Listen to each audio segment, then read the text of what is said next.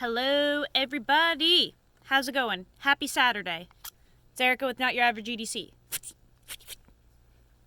What are we talking about? Ooh, too much. What are we talking about?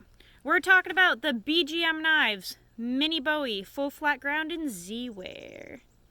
Okay, so, first impressions. That's what this video will be on. I can't do a review because I only carried it for a couple days, but we will talk about the steel and first impressions. So, I carried this knife for a couple days, all day. I carried it to work and used it for, give or take, 7-8 hours straight, cutting everything under the sun, including people. Slice. Let's talk about how this steel performed. So, this is one of the best steels I've ever used, and I've used a lot of steels, like so many. Z-Wear is one of my favorite. I really like Nitro V, I really like 3V, I really like Z-Wear. So this steel, I recorded myself sharpening it, and you can see in the video that it sharpened very quickly and very nicely. So when you have a knife that has been treated correctly through heat treat, even if it's exotic, even if it's treated very high and it's very hard and very tough or whatever, it should sharpen not easily, but it shouldn't be like a nightmare, right? So like people talk about Maximate, M4, S90V being like a nightmare to sharpen. In my opinion, through my sharpening, none of them have ever been like a nightmare. I think it's the heat treat that throws them off and can make them too hard or too chippy or too brittle or just too hard to work with in general. And when you have a good solid heat treat on a good solid steel, it should be usable in all aspects, including sharpening. Like a knife, when you use it, needs to be sharpened as well. So it's not like it should perform great sharpening or perform great during usage, and then the moment you get to sharpening, all hell breaks loose and you don't want it anymore. That's not a good steel. That's not a good heat treat. That's garbage. So John is known for his heat treats. He's known for having a really good cryo setup, a really good treating regime, if you will. And this steel burred up very quickly on the coarse stone, very evenly. I only had to pay extra attention to a very specific spot on this a couple times, and that was just due to my own sharpening technique. It burred up evenly.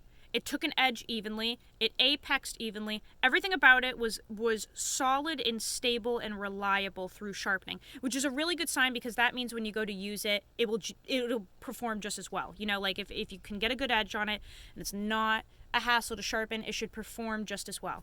So I put a fresh edge on it, and then I used it all day yesterday, like literally all day. Just cut so many things, made some guac with it, recorded that.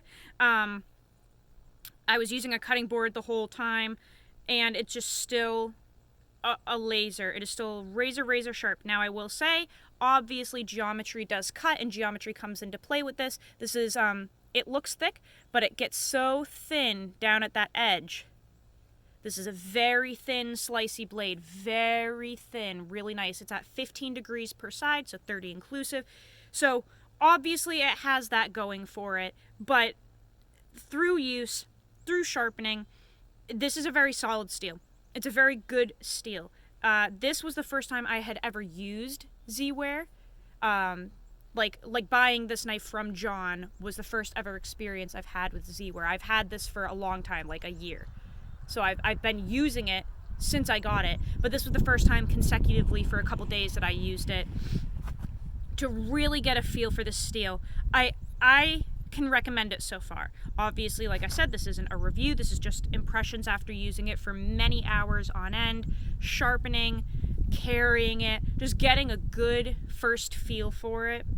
And I genuinely like this steel. It takes a nice toothy edge. You can also polish it if you want.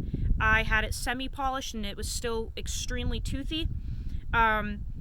It tended to just flatten out in a couple spots as opposed to chip or break when I was doing cuts like this, like not slicing, but actually like kind of doing those really impact heavy cuts like this. So it got some flat spots in this area, but that's it. No chipping at all. They just flattened out and like rolled over a little bit. That's a good sign. You don't want it to be breaking on you. You don't want to be missing chunks. So the steel is very, very reliable, very useful. And so far, I would recommend it for just like all types of use. I did kitchen work with it. I did cardboard cutting. I did plastic cutting. I did rope cutting. And there was not a single thing that it was lacking. There was no field that this was like, this is not my thing. It had just enough tooth, just enough thinness behind the edge, exactly the bite I needed, and the toughness. All of that put together, I would say that so far this steel could really be used for any type of tasks that you encounter in your everyday carry, in your everyday. So, yeah, I really like Z-Wear. I can't tell if I like it more than Nitro V yet. I have John's Nitro V as well that I'll be carrying consecutively, but I have used that quite a bit, and that's like probably my favorite from him. My favorite to recommend for like the average user. But this is really close. This is really close. And I would say pretty comparable. I feel like the Nitro V maybe so far is like a little better for really hard use, like impact type tasks. But the Z-Wear, I don't know, man. I can't really think of anything wrong with it. I can't really find anything wrong with it at all so far. So that's just my first impressions of this steel. Go check out John at BGM Knives. He does handmade custom knives. Incredible work. I mentioned this in my previous video, but we're testing, not full testing, but putting through testing purposes, the Chickadee from Jacob Creates next in CTS XHP steel. So this one's on the belt now.